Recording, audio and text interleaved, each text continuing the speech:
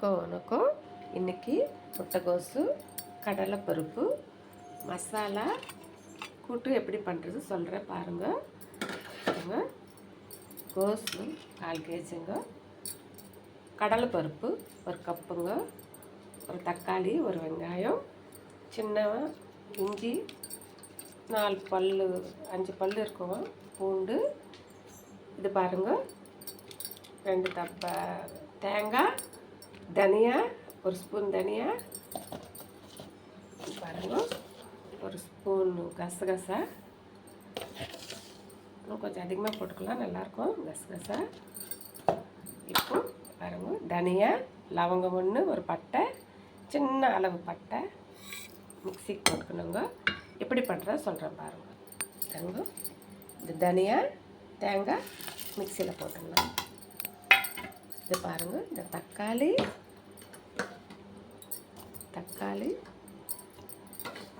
இஞ்சி பூண்டு வெங்காயம் எல்லாத்தையும் மிக்சி போட்டுக்கலாங்க, நல்லாயிருக்கும். இது மிக்சிக்கு பிடிச்சிக்கலாம், மிக்சிக்கு போட்டு அரைச்சி வச்சுக்கலாம். இந்தங்க கடாய் வச்சு சூடாண்டு எண்ணெய் ஊற்றி கடுகு போட்டேன். பாருங்கள் எப்படி செய்கிறேன் சொல்கிறேன் பாருங்கள். இந்த மசாலா போட்டு மிக்சி ஜாரில் மசாலா போட்டேன், அரைச்சி இப்போ இதில் போட்டு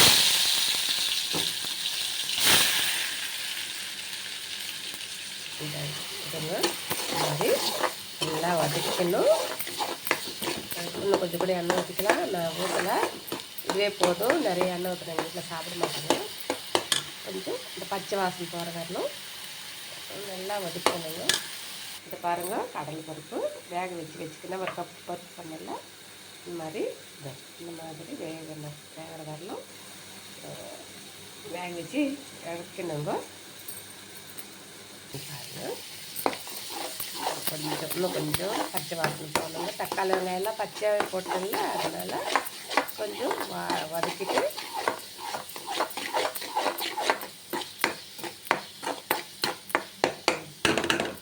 இதில் இந்த காலிஃப்ளவர் போட்டு அதாங்க இந்த கேபேஜ் எங்க காலிஃப்ளவர்னு சொல்கிறேன் தப்பா, இந்த முட்டைக்கோஸை இதில் போட்டுக்கிறேன்.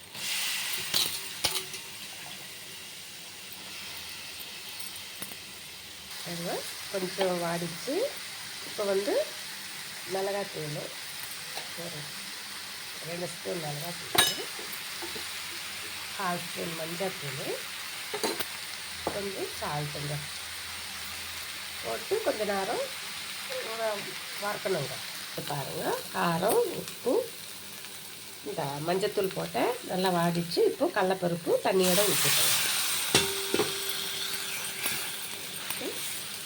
இன்னும் கொஞ்சம் தண்ணி சேர்த்துக்கலாம். இந்த பாருங்கள் இன்னும் தண்ணி சேர்க்குறேன். கொஞ்சம் தண்ணி இருந்தால் அந்த முட்டை கோசு வேகணும் இல்லைங்க, அதனால் சேர்ந்தேன். பாருங்கள்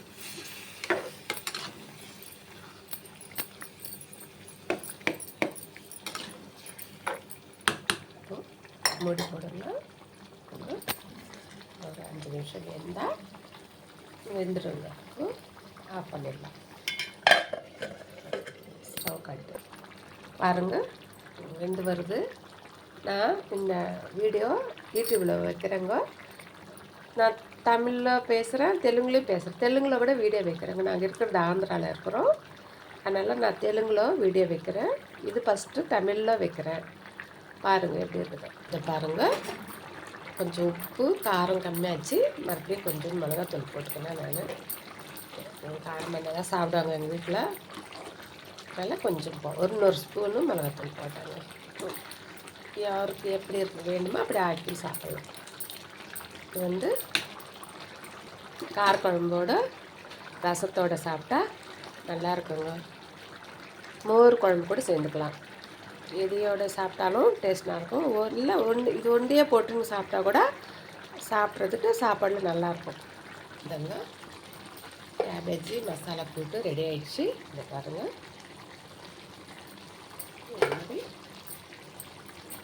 கொத்தமல்லி கருவேப்பிலை போட்டாங்க. ஸ்டவ் காட்டுறேன்.